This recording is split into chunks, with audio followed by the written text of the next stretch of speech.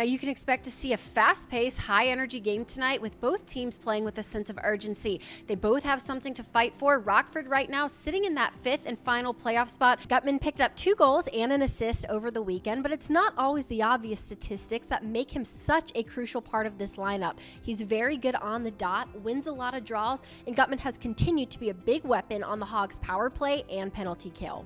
Now here in Rockford to hopefully go on what's a long playoff push, what do you feel like your game specifically can bring to this team? Defenseman Isaac Phillips is another guy who's been a critical part of the Ice Hogs' success this season. He heads into tonight leading the entire league in plus-minus with a +19.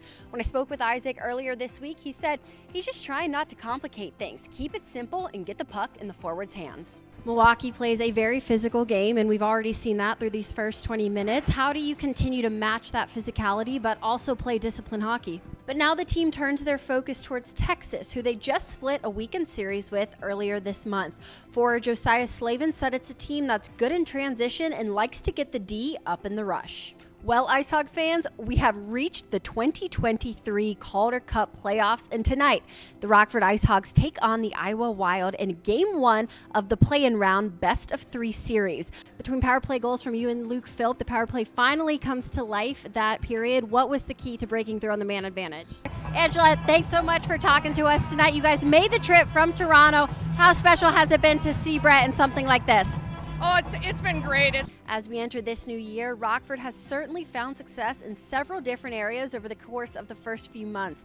Forwards Brett Sini, David Gust, and Lucas Reichel have claimed 3 of the AHL's top 6 spots for overall scoring, while that trio has combined for 44 of Rockford's goals so far. It was a successful teddy bear toss game last week, where over 4,800 bears were thrown onto the ice for a good cause.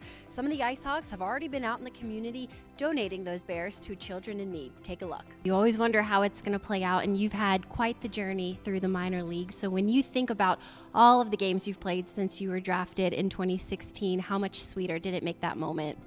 And although there's no doubt Dylan and his dad share a special bond, the Wells family would not be complete without his mom, Barb. Similar to the hockey lifestyle, you're away from home quite a bit in the music industry. And growing up an only child, Dylan credits so much of his current success to his mom. The Hogs are coming off of a come-from-behind 6-round shootout win at Chicago last night. Not once did the Ice Hogs lead in regulation, but they simply found a way to chip away. Buddy Robinson scored the first 2 goals for the Ice Hogs before forward Dylan Secura tied the game with 5 minutes left. Well, Lucas, a busy 24 hours for you making your season debut with the Blackhawks last night and then jumping right into the Rockford lineup tonight. How are you able to adapt and adjust so quickly to whatever situation you're put in? A big positive for the Ice Hogs heading into tonight is the fact that Lucas Reichel is back with the team after playing up with the Blackhawks since early March. In 23 games with Chicago, he notched 15 points and said this go-round up there allowed him to feel more confident in all parts of his game. The Ice Hogs picked up a point Saturday night in their 3-2 overtime loss to the Chicago Wolves, but they are still looking for their first regulation win since December 31st.